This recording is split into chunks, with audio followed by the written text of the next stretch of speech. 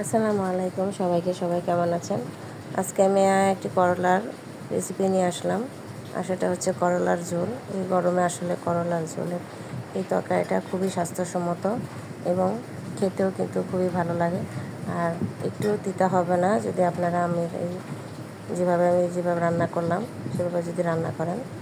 তবে চলুন রান্নাটা আমি একটু দেখে আসি। প্রথমে আমি করলাগুলোকে নিয়ে নেব, আর এর মধ্যে লবণ এবং হলুদের গুঁড়ো, মরিচের গুঁড়া দিয়ে এগুলোকে মেখে আমি ভেজে নেব। মাখা হয়ে গেলে সাথে সাথে আমি ভাজতে চলে যাব। প্রথমে কড়াইয়ের মধ্যে আমি তেল দিয়ে দিলাম। দেওয়ার পরে একে একে আমি সবগুলো করলা এভাবে বিছিয়ে দেবো। আর এই করলাগুলো কিন্তু একবারে পাতলা করে কাটা না, মোটামুটি ডিস্টেন্স রেখে কাটা হয়েছে। তারপরে এগুলোকে এরকম একবারে কালার চলে আসলে, ব্রাউন কালার চলে আসলে আমি এগুলোকে নামিয়ে নেবার। এই ভাজার মধ্যেই কিন্তু করলাগুলো সিদ্ধ হয়ে যাবে। তারপর কড়াইয়ে আর একটু তেল দিয়ে দিলাম, এরপরে দিয়ে দিলাম পেঁয়াজ কুচি। তারপরে এর মধ্যে আমি কিছু মশলা অ্যাড করবো। এর মধ্যে আছে লবণ, হলুদের গুঁড়ি, মরিচের গুঁড়া,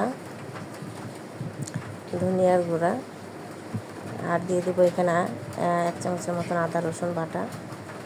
আর এই রান্নাটা কিন্তু কম মশলা এবং কম তেলেই রান্না হয়। মশলাটা আমার ভাজা হয়ে গেলে আমি পরিমাণ মতন পানি দিয়ে দিলাম মশলাটা কষানোর জন্য। কষানো হয়ে গেলে এখানে কাঁচামরিচ কুচি এবং টমেটোর কুচিটা দিয়ে দিব। টমেটোগুলোকে খানিকক্ষণ ভেজে যখন নরম হয়ে আসবে, ওই মুহূর্তে আমি আমার সিদ্ধ করে রাখা আলুগুলোকে এভাবে ভেঙে ভেঙে সবগুলো আলু এর মধ্যে দিয়ে দেব এবং প্রায় 1 থেকে 3 মিনিটের মতন আমি এগুলোকে ভেজে নেব। ভাজার পরে এর মধ্যে আমি পরিমাণ মতন পানি দিয়ে দেব। যেহেতু এটা ঝোল, তাই পানির পরিমাণটা একটু বেশি হবে। পানিটা দেওয়ার পরে এগুলোকে আমি নাড়াচাড়া দিয়ে ঢাকা দিয়ে দিব যতক্ষণ না পর্যন্ত পানিটা ফুটে আসে। এই তো আমার পানিটা ফুটে আসছে, যেহেতু আলুগুলো আগে থেকেই সিদ্ধ, তাই বেশি সময় লাগবে না। আর আমি ঢাকা খুলে অনেকক্ষণই জাল করে নেব, প্রায় 5 মিনিটের মতন। জাল হয়ে আসলে আমার ভেজে রাখা করলাগুলোকে দিয়ে দিচ্ছি। করলাগুলোকে দিয়ে আমি 2 মিনিট বা 3 মিনিটের মতন ঢাকা দিয়ে দেবো। যেহেতু করলাগুলো ভাজার মধ্যেই সিদ্ধ হয়ে গেছে, তাই এগুলোকে আমি বেশিক্ষণ রাখবো না। তারপরে দেওয়ার পর আমি নামিয়ে ধনিয়া পাতা কুচিটা দিয়ে দিলাম।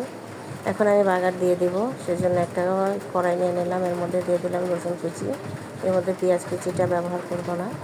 আর দিয়ে দিলাম এখানে কালো সরিষা। এগুলো ভাজা হয়ে গেলে আমি করলার ঝোলের সাথে সেই বাগারটা আমি ঢেলে দিলাম।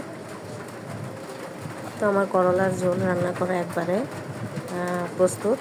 এভাবে আপনার করলার ঝোল দুপুরের খাবারের আইটেমে রাখতে পারেন, আর এটা খুবই শরীরের জন্য ভালো। ধন্যবাদ সবাইকে। যারা যারা আমার ভিডিওটি দেখছেন আর আমার রান্নাগুলো ভালো লাগলে লাইক এবং কমেন্ট করবেন। আসসালামু আলাইকুম।